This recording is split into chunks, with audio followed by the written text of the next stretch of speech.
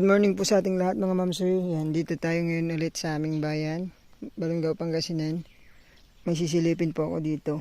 Pastured land, farm lot. Ayan, 54,678 square meter. Ayan po yung Bungad Dam. Pero hindi po ito ang property natin. Ito yung property natin. Ito po yung daan papuntang Barangay Road. Yung cemented road, mga 400 meters from cemented road lang po ito. May daan po dyan sa kabila, pero i-improve muna. Nakita ko sa plano, mayroong barangay road dyan papunta, diretso yan papuntang Mabini, Balongaw, Barangay Mabini. So pero pag na-improve yan, nadaan po sa property natin, siguro mga 300 meters ang frontage nitong property pag na-improve. Pero ngayon, ito pa lang po yung dinadaanan natin, yung taas po ng dam. Ayan. Ayan, sige, pasukin po natin yung property. Titled property po ito. Ayan, ito po yung umpisa ng lupa mga mamse. Ito pinakabungad niya. Ganyan po. Nakadikit po sa may kalsada doon. Pero kailangan pa nga po ng improvement. Someday ma-improve yan. Napakaganda tong property na to. Hanggang doon po na nalagyan po ng mga tanim na yung bakod nito, mga kahoy. Paganyan. So parang tisa yan, tisa. Ang tawag dito sa amin. Ito yung loob ng property. Ayan po. Hanggang dun pa po yung property. May mga puno po ng akasya, mga wild berries na maliliit, yung pagkain ng mga ibon, tapos mga kawayan. Tapos yan, punong-puno po ng tisa. Pwede pong gamitin yan, yung paggawa po ng lamesa, ganyan.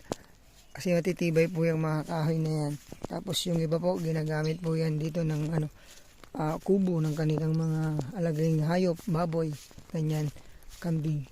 Dito yung pinaka-part na plot. Pero karamihan plot yung property. Kinausap ko po yung seller kanina. So yun, pinablog niya. And 54,678 nga daw yung kanyang sukat. Titulado pangalan niya po. Tapos nakita ko rin yung lot plan. Ayun nga, may rehistradong barangay road dyan papuntang Mabini. Ayan po yung property natin mga ma'am sir. Perfect po to sa mga naghahanap po ng alaga ng baka, kambing, ganyan. Tapos pwedeng mag-alaga dito ng mga manok. Backyard, baboy pwede. Kasi may mga nakabili dyan, kabila 4.2, naglagay po sila ng mga baboy, backyard. Ayan. Nandun po yung property natin mga ma'am sir. Tapos dyan, banda dyan, yung konting dam. Sabi ni seller, hindi siya sure kung may nakuha sa dam. Pero sabi naman, pag na-perolocate, makita daw po. Pero wala naman daw pong problema kung meron dyan kasi nakakagamit po siya ng tubig. Membro siya ng kooperatiba sa water na yan. Ayan po, napakaganda. Medyo masukal po dyan kasi puro kawayan, dami. Ito yung pinakamalinis kasi na pag-anuan po ng baka to . So mga puno nito, may mga siniguelas, ganyan. Pero hindi karamihan. Ang madami dito akasya, piha, tapos mga kawayan na. Yan po yung property. Maraming lilinisin. Pero kapag na-improve, napakaganda. May bakaw. Direct tayo sa seller mga ma'am sir. Pwede po kayong tumawad agad. Pwede nating pakausap agad yung seller sa inyo. Sa mga naghahanap po ng ganito. Medyo malayo lang sa National Road, mga 3 to 4 kilometers. Pero yung cemented road, mga 400 meters lang. Pag ganitong mga tagulan, yung 400 meters na yun, medyo may basa yung daan. Pero pagka mataas yung sasakyan, nakakapasok naman kasi sa 4.2 dyan, pumapasok yung kanilang multi-cab. Pero mga 4x4 kaya. Pero pag wala namang ulan, kahit 4 wheels, nakakapasok po dito. Ganda po. Parang New Zealand. Hindi tayo makapasok sa loob mga ma'am sir. Pero ang mga tanim dyan, mga kawayan. Sige, silipin po natin. Para makita nyo po yung kabuuan po ng lupa. Medyo masukal talaga. Mag-aalas 12 na pala. Ayan. Maro mga akasya. Ganda ng mga tunog ng mga ibon. Talagang ano pa lang po dito. Talagang malayo sa pollution. Ganyan lang talaga. Para masukal. Kapag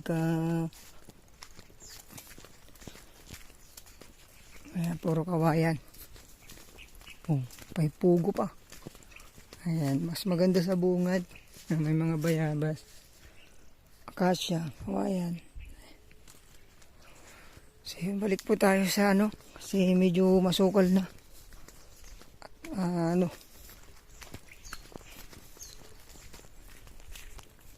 Ayun, nakabalik na po tayo dito sa may gitna. So, ang asking price po ni seller dito, 100 per square meter. Sagot pa niya po ang capital gain tax. Yan. Ito na po yung pinakamurang property dito sa Balongaw na accessible road. Yung power line medyo 1 kilometer pero ang ginagamit po nung nakabili dito solar.